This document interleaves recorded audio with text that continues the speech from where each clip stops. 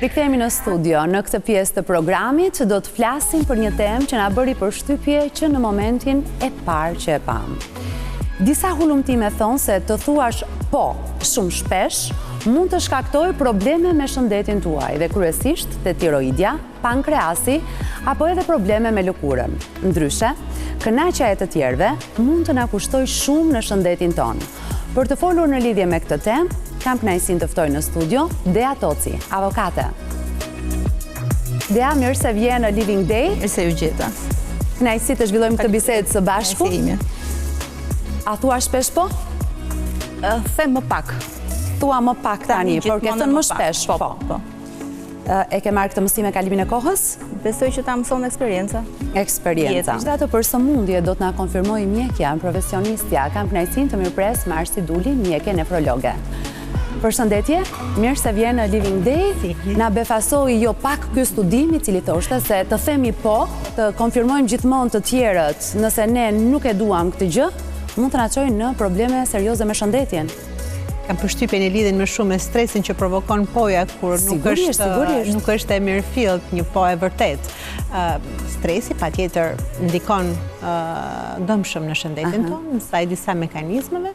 Kështu që duhet ta minimizojmë sa më shumë, pavarësisht se ne duhet të minimizojmë sa më shumë po, në qoftë se ne nuk dëshirojmë që ta themi atë po se na shkakton stres. Po një të vërtet, si gjithmonë. Pikërisht. Mirëpres gjithashtu edhe Bona Miki, psikologe, na bashkohet në këtë bisedë. Mirë se vjen Bona, shumë kënaqësi të mirëpres në Living Day. A e thua shpesh fjalën po? A konfirmon shpesh të tjerët? Unë gjithmonë i kam konfirmuar të tjerët më shumë se veten për shumë kohë në jetën time dhe unë kam marrë shumë mësime që në fakt ka ardhur koha që të themi jo për gjëra që nuk janë të rëndësishme në jetën tonë. Normalisht, një ndër gjërat që unë kam kuptuar është që trupi në momentin që është shumë i lodhur, çliron kortizolin, i cili hormonin e stresit, edhe kjo na bën që ne të jemi më të stresuar për shkak sepse kemi thënë po gjërave që nuk janë të rëndësishme në jetën tonë. Ke mësuar të thuash jo me kalimin e kohës, prej profesionit, apo se e ke pësuar në vetë parë? Se më thej që vazhdimisht kanë konfirmuar të tjerë, thoja po edhe kur nuk do doja të thoja po. Unë personalisht, duke njohur edhe karakterin tim si një karakter të ndjeshëm, nuk është vetëm profesioni dhe unë nuk mendoj se ka të bëjë profesioni, se ne mund të dim shumë gjëra, por kur ne kemi eksperiencë në jetën tonë, na konfirmohet akoma dhe më tepër që është e vërtet që të thënurit po shkakton gjithmonë po mund të shkaktoj stres, edhe për mua gjithashtu, për shkak sepse kam shumë dëshirë që të gjithë njerëzit rreth e rrotull meje të ndjehen mirë. Të ndjehen mirë me kohën time, me një sakrificë që unë bëj për ta, qoftë familja ime, qoftë miqtë e mi, qoftë puna ime, dhe kjo shpeshherë ka rezultuar edhe në situata kur unë kam pasur probleme shëndetësore fizike. Pra, lodhje? Lodhje, kam pasur edhe probleme për shembull me flokët. Rënje të flokëve? Rënje të flokëve, normalisht është edhe pjesa e anemis, pjesa tjetër që duke folur normalisht me doktorët dhe duke treguar edhe eksperiencat e mia të përditshmërisë se si unë harxoj shumë kohë për të përmbushur nevojat e të gjithëve, për të kënaqur të tjerët, ka bërë që ka ndodhur kjo situatë në pjesën time të shëndetit fizik, por tani kam kuptuar shumë gjëra dhe më pëlqen që të them jo aty ku është e nevojshme të thuash jo. Dhe duke shumë mirë dhe me shëndet. Doktoresha na ndihmon për ta kuptuar se çfarë ndodh në trupin ton kur ne themi po në mënyrë të vazhdueshme, ashtu si Bona ka bërë. Unë në fakt them gjithmonë po. Jam gjatë gjithë kohës proaktive, kam shumë të vështirë të them jo dhe me shëndetja mirë, them të drejtën. E them pon në rastin konkret, sepse në rastet kur kjo poja nuk është e vërtet, na indukton një sjellje e cila nuk është e vërtet për ne, nuk duam diçka. Dhe e gjitha kjo, po jo reale, pra ne pranojmë një diçka e cila nuk përputhet me dëshirat tona, me aspiratat tona, nuk përputhet me dëshirën se çfarë duam të bëjmë, me veprimet e tona. Po ndoshta ndonjëherë edhe me mundësinë tonë reale. Me mundësinë tonë reale për ta bërë. Dhe kjo është arsyeja që poja në këto raste, pra jo gjithmonë, poja provokon stres. Pra, flasim për një po e cila provokon stres. Nuk flasim për një po që duhet të vizitoj këtë pacient, duhet të ekzaminoj këtë pacient nga ana psikologjike, duhet të ndjek një seancë, specifikisht kësaj poje i referohet. Pra, është një po jo reale, që nuk e dëshiron. Në të vërtetë individi do të thotë jo, nuk dua ta bëj, mund të kështu me radhë. Por thotë po. Për 1001 shkaqe pranon një po jo reale dhe në këto raste lind ajo që quhet lind stresi. Pra, kjo po provokon një stres në organizm. Që do të thotë? Që do të thotë, stresi. Si përkthehet në trup dhe në sëmundje më pas. Përkthehet në disa ndryshime të sistemit ton imunitar. Pra, së pari rrit nivelin e neurohormoneve. Një ndër këto hormonet kryesore të stresit është kortizoli, i cili rritet goxha në rastet për cilët ne përjetojmë stres. Është hormon i mirë, patjetër, është i padiskutueshëm, na ndihmon ne për shumë procese metabolike të organizmit ton në kalimin e shumë situatave, në përballjen e streseve dhe kështu me radhë, por nga ana tjetër, nëse ky stres bëhet kronik, pra nuk flasim vetëm për streset të cilat janë momentale, streset të përditshme, të dozave të ulta, të niveleve jo të larta, patjetër nëse se ky stres bëhet më pas stres i fuqishëm, stres kronik, pra i vazhdueshëm, atëherë niveli i kortizolit janë akoma më të larta dhe patjetër që fillon dhe shfaqet, fillon dhe dëmton sistemin ton imunitar. Pra, kemi një përgjigje jo të duhur të sistemit ton imunitar dhe nga ana tjetër shfaqet me disa problematika të tjera që lidhen me rritjen e përgjigjes inflamatore të organizmit ton, stresit oksidativ dhe kështu me radhë, i cila ndërhyn në proceset metabolike të organizmit dhe të organeve të tona.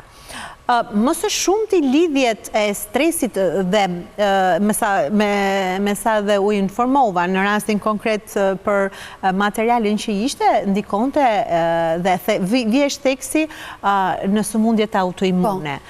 Tani, kur flasim për sëmundjet autoimune, bazën e kanë se sistemi autoimun, pra sistemi organizmit ton. Dhe duhet kuptu se çfarë janë këto sëmundje autoimune. Auto janë vetë, pra vetë dëmtuese të organizmit ton, vjen një moment i caktuar si pasojë disa ndryshimeve që quhet dhe stresi në rastin konkret, ndodhin ndryshime ku organizmi jon dëmton vetveten. Pra, kemi të bëjmë me disa sëmundje të cilat organet tona dëmtohen nga vetë ne. Më lejoni t'ju përmend disa sëmundje që janë edhe komune, artriti reumatoid. Pra, është një sëmundje e cila prek sistemin osteoartikular, ka një bazë gjenetike dhe patjetër që në këtë lloj sëmundje stresi kronik ndikon edhe përmes ndikimit direkt në gjenetik, por edhe përmes këtij mekanizmi që sapo ju përmenda, përmes rritjes stresit të kortizolit, sistemit imunitar dhe fillon në shfaqjen e problemet e artritit reumatoid. Pra mund të ndikoj? Patjetër, ka studime të mërfillte që... Ajo poja e vazhdueshme, që ne nuk duam të themi si të tillë, mund të ndikoj deri në këtë problem shëndetësor. Po, ka ndikimin e saj, janë dhe faktor risku. Patjetër që ka dhe patologji të tjera, siç është lupusi, apo psoriaza e lëkurës, që ka shumë individ që vuajnë nga problemet në lëkurë, apo edhe qoftë edhe deri në sëmundje të sistemit nervor, mielomen e shumë raste të tjera, të cilat patjetër kanë faktor dhe quhen faktor risku të mirëfillta problemet të cilët të lidhen me stresin kronik. Stres kronik i përjetuar nga individi, cili shoqërohet me kaskadën e ndryshimeve neurohormonale. Në qoftë se mund të bëjmë një përmbledhje apo një renditje të atyre sëmundjeve apo problemet shëndetësore që mund të shkaktohen nga një e vazhdueshme, por jo e vërtet. Psoriaza, lupusi, alopecia. Pra, pastaj hym në lojë dhe elementë të tjerë, për shembull një anemi mund të shkaktohet, mund të kemi çrregullime psikologjike, psikiatrike të individit, mund të kemi patjetër çrregullime të tiroides të natyrës autoimune, pastaj reflektohen edhe me ndryshime dhe hormonale, çrregullime të ritmit. Pra, ka një sër faktorësh dhe patjetër stresi i vazhdueshëm ndikon në mënyrë të jashtëzakonshme në mirë funksionimin e organizmit tonë dhe prekja e gjithë sistemeve mund të jetë në individ. Po, kjo nuk është e thënë në 100% të rasteve, duhet ta mirë kuptojmë, sepse ka individ të cilët zhvillojnë stres të vazhdueshëm, por nuk zhvillojnë sëmundje, po nga ana tjetër zhvillojnë sëmundje edhe pa stres. Kështu që nuk duhet patjetër të themi kujdes imunitetin të ndryshëm, por në parim, sipas këtij studimi, që edhe ne vetë po bijem dakord, një jo e vërtet, një që ne nuk duam ta themi që na shkakton stres, dhe nëse kjo ndodh në mënyrë të vazhduar, atëherë me gjas një pasojë, një efekt do ta ketë në organizëm. Dhe dëshmit, i kemi edhe në studio. Dëshmit flasin patjetër, këto janë apo edhe në jetën tonë të përditshme i kemi të mirëfillte. Ndoshta nuk i kemi vendosur këtë emër, ndoshta nuk kemi bërë një analizë kaq të detajuar sa të kuptojmë që mund të ketë qenë ky stresi i vazhdueshëm. Ne shqiptarët në përgjithësi, dim të themi jo, apo e kemi më të lehtë të themi po dhe të kënaqim të tjerët? Mendoj që shumë prej pove tona janë për hir të fasadës. Pra, ende nuk janë të vërteta, janë ndoshta për të dukur më i mirë tek personi që po jep të përgjigje, ndoshta për të kënaqur egon e tij dhe automatikisht edhe atë çfarë ne mund të presim nga kjo marrëdhënie, kështu që mendoj që shumë nuk i themi sepse duam të jemi njerëz më të mirë, sepse në këtë rast nuk do të ndikon, nuk do të vinte joja nga trupi jon.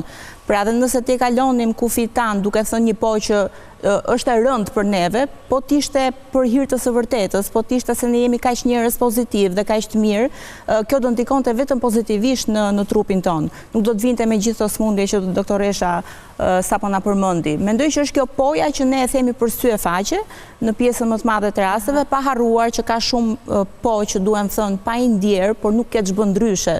Për shembull rasti në punën time, unë duhet them po shumë herë dhe pse e di që është jo, dhe duhet ta them po sepse ndoshta një klient i imi nuk e kupton atë jon time të çastit, kështu që më duhet i them po, kjo gjë do të bëhet, ndoshta edhe për mos lënduar atë, pa hyrë në kufit e mashtrimit. Poja që neve na lëndon, na sëmur, na shkakton stres, pra se është stresi ai që i sjell gjithë smundjet më pas, është ajo poja që ne te kalojmë dëshirën e mirë për të kënaqur çdo, por thjesht dalim në atë fasadën që ndoshta duke i bërë qefin dikujt, do të kemi një përfitim të më passhëm apo nuk e di se si, sepse nuk është poja që do të bëni mirë për gjithë, pa harruar që jemi qenie sociale, domethënë dhe njeriu më vetmitar. Të mos themi më fjalën po.